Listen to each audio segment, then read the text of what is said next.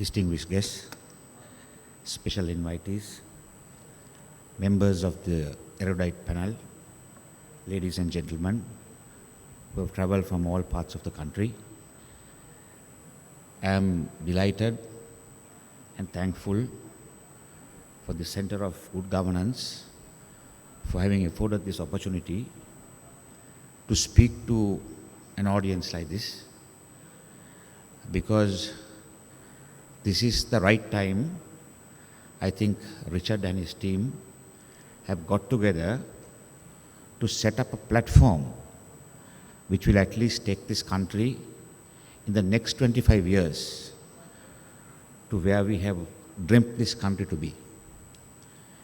All of us have an idea of what Sri Lanka should be. But for the last 25 years, our leaders, our politicians have badly disappointed us.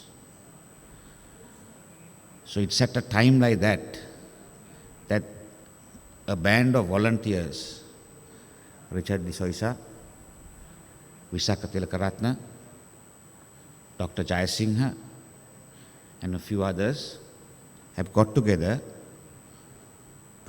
to make this platform, and I hope this won't just be a platform, and the makers of this platform, I hope, will be players in the taking responsibility in running this country in the future.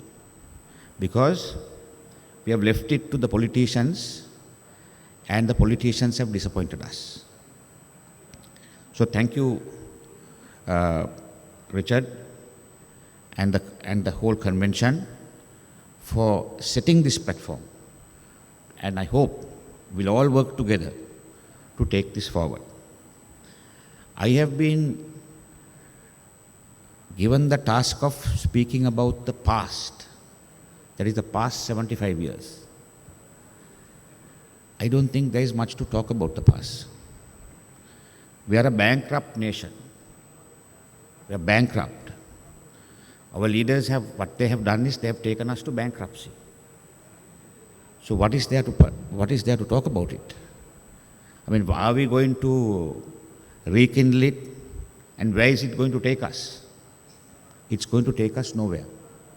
But there are certain fundamental mistakes that our leaders have made during these 75 years. I will just glance through them, because I cannot throw away the mandate I have been given, because otherwise Richard will find fault with me. So I will just glance through them, because I think it is time that we also just recollect as to what has happened. The Right Honourable D.S. Sinanayaka fought for independence, did a lot for the country, but what happened was, on his deathbed, he decided that the mantle of the leadership of the country should go to his son. So there started the father-son political dynasty, where we started the culture of the father handing it over to the son. Then when that happened, there was Mr. S.W.R.D. Bandaranaike, Oxford qualified graduate, president of the Oxford Union, much ambition in parliament, was a minister. So when the father handed over the mantle to the son, Mr. Bandaranaike thought that he will not be able to lead this country ever. So what he did was he crossed the floor and he formed the SLFP. And not only did he form the SLFP, former elitist, Oxford elitist, he within 24 hours changed to be a common man, which I feel was some sort of hypocrisy. But still then, he changed himself to be a common man. I don't think he enjoyed that role, but he changed himself to be a common man. And what did he do? He bought the Single Only Act, which I feel that was the main cause of all the troubles which we are facing today. The Single Only Act immediately put away the Tamils, put away the Muslims, the burghers. We had a rich culture which ultimately got divided into pieces. So, ladies and gentlemen, the damage by one act of Honorable Mr. S.W.R.D. Bandaranaike, bringing the Single Only Act, was irreparable and irredeemable. And then with the death of Mr. S.W.R.D. Bandaranaike, the very people who fought for him to come to power, ultimately, since they were not, he didn't give a proper hearing to them, or they couldn't control him, what they did was they assassinated him. And then thereafter, the mantle passed on to his wife. So, the stage was set by Mr. D.S. Senanayake, where father, son, husband, wife, and then later on to the siblings. So the Bandaranaike dynasty ended in 77, where Mr. J.R. Jayawardena got absolute power. I think the ladies and gentlemen in this audience knows, between 70 to 77, it was a very difficult era for the people of this country. And during that time, it was a closed economy.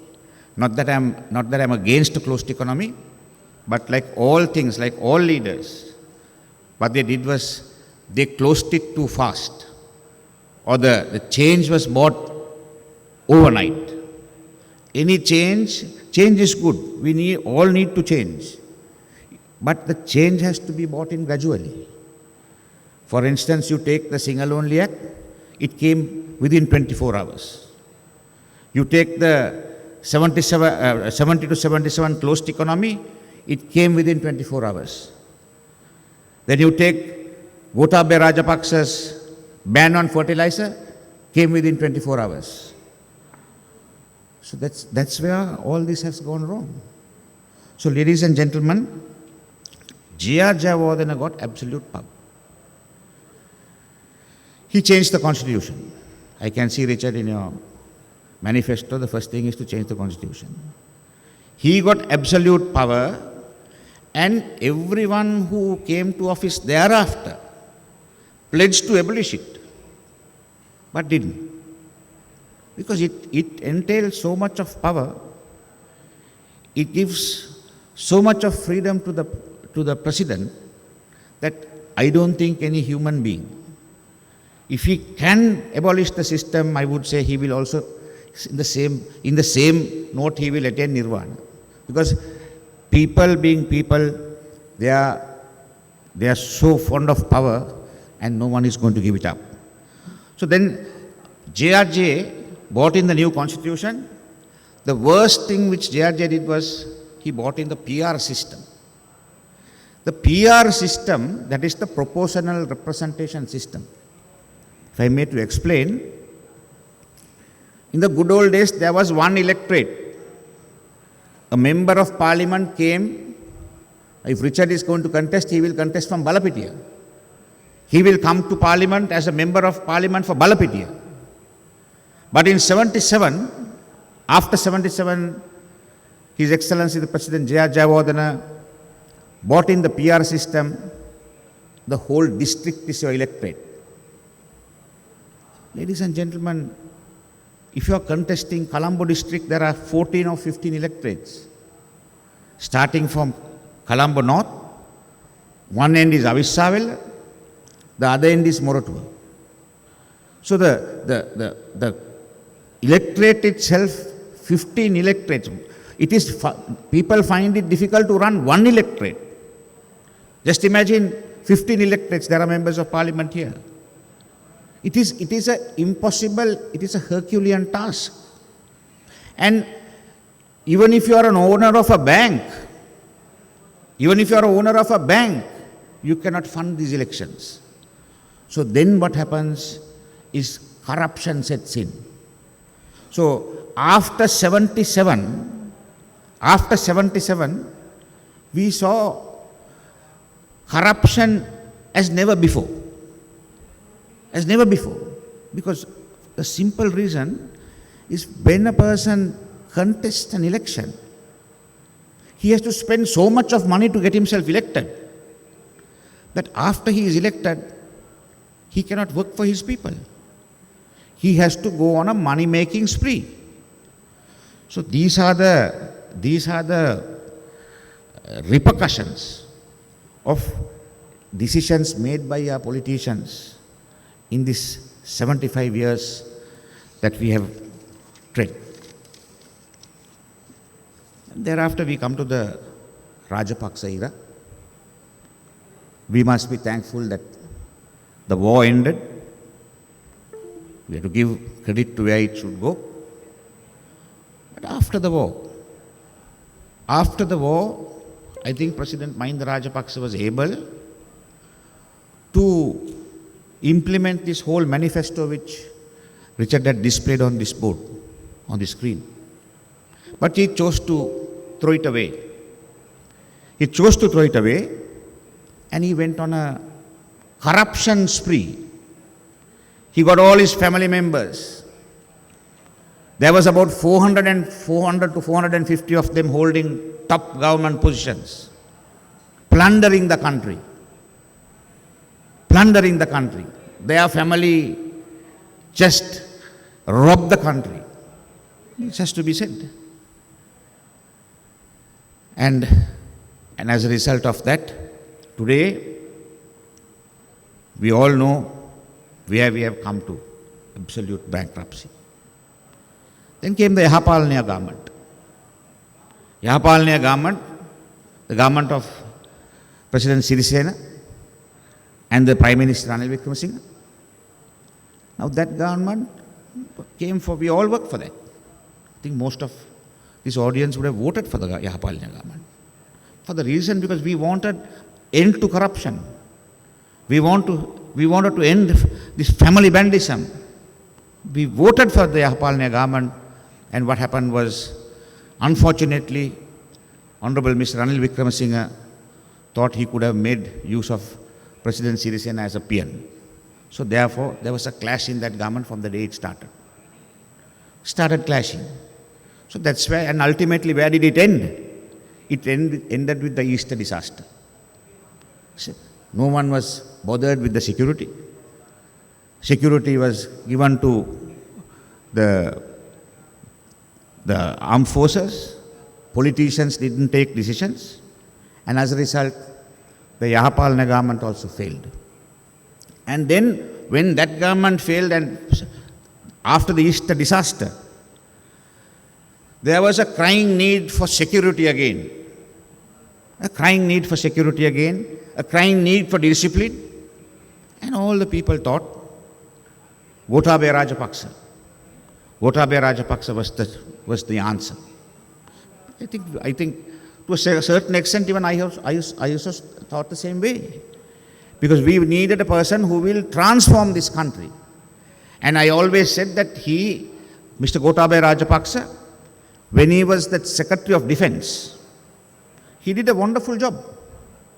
So we thought, okay, this guy who was Secretary of Defense, he did a wonderful job. If you give him the country, he may take this to the next level. He may make this the next Singapore. But ladies and gentlemen, to our dismay, he was an absolute failure. Absolute failure. Not only was he failure, he placed the last nail on the coffin with regard to our agriculture by bringing in the fertilizer ban. With the fertilizer ban, he threw our agriculture back another 30 to 40 years. And I don't think we are going to recover all that fast. So therefore, ladies and gentlemen, these are the political parties or the leaders. And we have also I cannot proceed further without mentioning of the two insurrections which took place in this country. One in the north, one in the south. One the LTT, the other the JVP. These two insurrections or terrorist organizations or whatever you may call it, they also contributed a lot for destruction, damage, billions of rupees. So the 55 or 60 billion rupees we are in debt is not only by the people who have ruled this country, but the JVP and the LTT are also to be blamed. So therefore, ladies and gentlemen, 75 years and what next? This is the most important thing. We have got another 25 years for our 100-year anniversary. 100 years of independence. We must decide whether within these 25 years we are going to make this change. That is the decision this forum has to take. Richard, you have embarked on a superb mission. Actually, when the invitation came from you to speak, I was wondering whether this was destiny. Where I was looking for a forum. I have been speaking to the youth of this country who was involved with the Aragale, asking them to take this, how we can take this country forward. And when Richard came with this invitation, I gladly accepted it for the simple reason that if people in this audience, if the people in this audience can rise up to this occasion, at least after 25 years, we can take this. Don't leave this to the politicians. You can have good policies, you can have fantastic manifestos, but none of these are going to be accepted by the politicians, because once they are elected to office, they think that they are law to themselves. So therefore, ladies and gentlemen, we are a blessed country. I mean, actually, sometimes some people ask me, why don't you migrate? Now the trend is migrating. Everyone wants to leave this country. But I sometimes think, with all these problems, I still feel that Sri Lanka is still the best place. We are blessed with a rich soil. You can plant anything and that will grow. Our plantation economy, petroleum resources.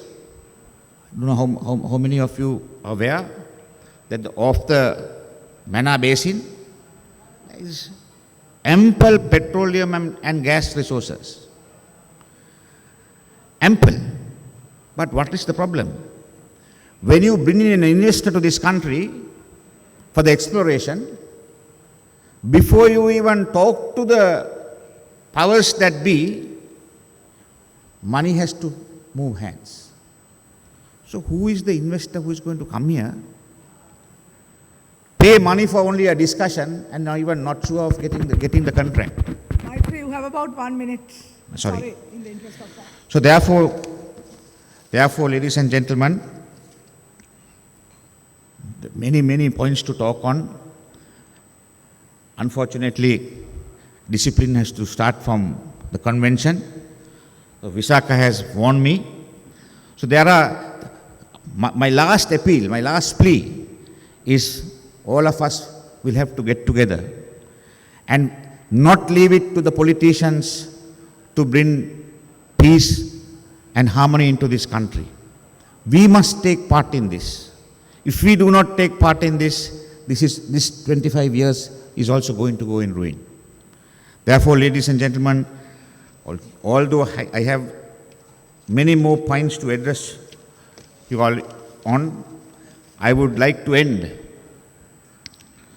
with a quote from a poem of Reverend Senior.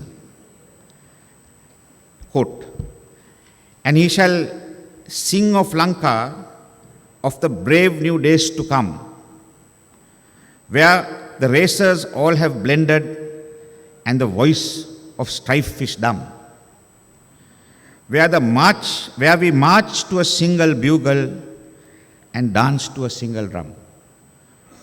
So, Mr. Richard D'Souza and the Center of Good Governance, this is your mandate. Let us dance to let us dance, march to the single bugle and dance to a single drum. Thank you very much, ladies and gentlemen.